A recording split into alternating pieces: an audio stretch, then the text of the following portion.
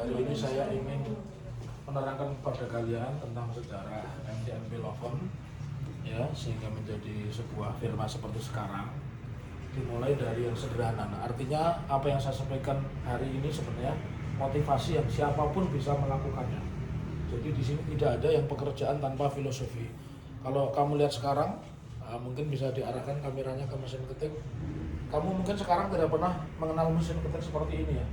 Mungkin kamu kalau lihat di museum atau di kafe-kafe yang lama begitu. Ya.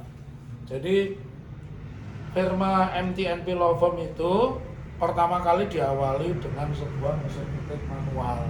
Jadi dulu saya bekerja sendirian sebagai advokat, bikin gugatan, bikin apa dari mesin ketik manual. Ini mesin ketik hadiah dari kakak saya waktu saya menyelesaikan skripsi. Saya lulus S1 seperti kalian itu kan tahun 91.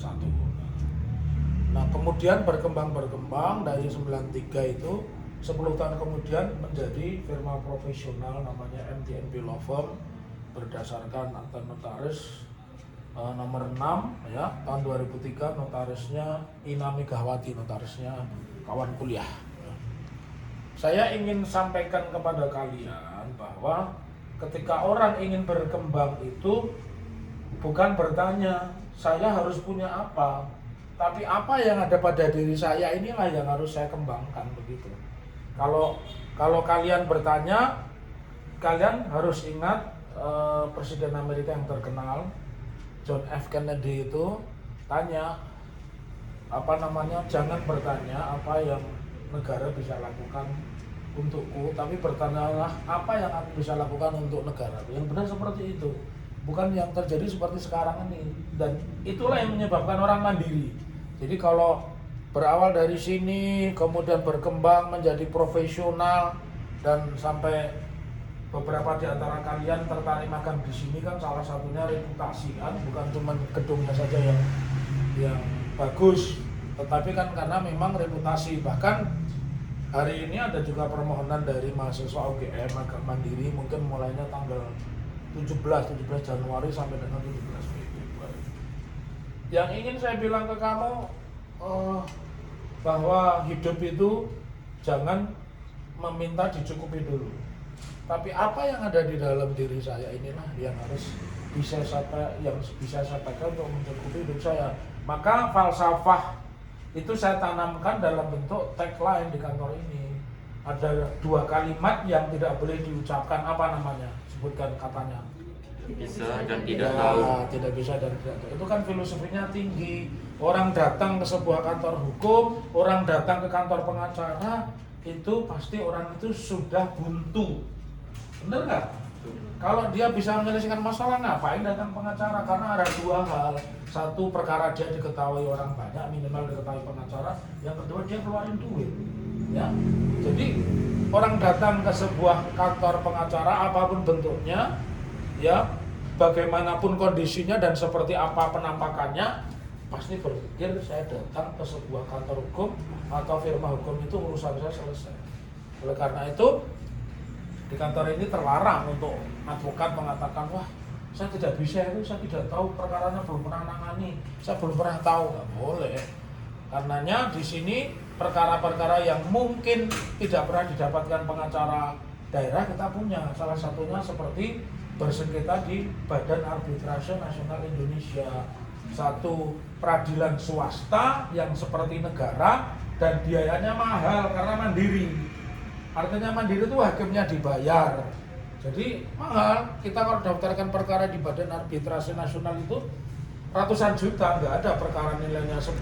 Makanya yang dibawa ke sana itu pasti nilainya yang ratusan miliar hingga triliun.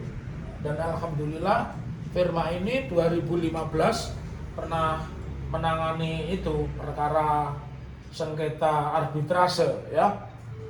Jadi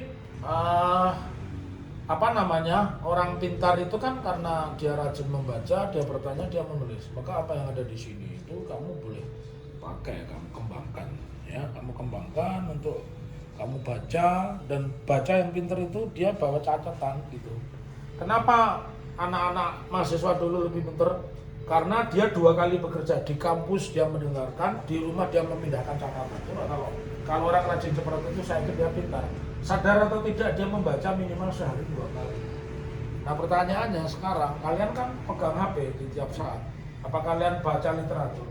Pastikan mainan-mainan aja, medsosnya aja. Nah itu yang harus diluruskan. Jadi materi singkat hari ini tentang sejarah MTP. Nanti kita lanjut kalau LCD-nya sudah datang, kita di ruang atas ya, di ruang meeting saya terangkan berapa kali kita pindah sampai kemudian memiliki kantor sendiri.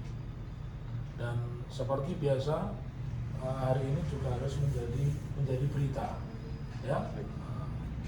Oke, ya. Nah, yang lain-lain nanti biar sama Mas Ai ya, tugas-tugasnya hari ini. Setiap hari harus ada tugas. Dan saya minta kalian nanti selesai magang di sini harus membuat buku laporan. Kayak mini skripsi itu, ya. Nah, seperti itu harus nanti ditandatangani, dimasukkan berapa ini anggotanya? 8 ya, itu. Kira-kira itu, mungkin ada pertanyaan sebelum diakhiri? Hah? Apa? Cukup.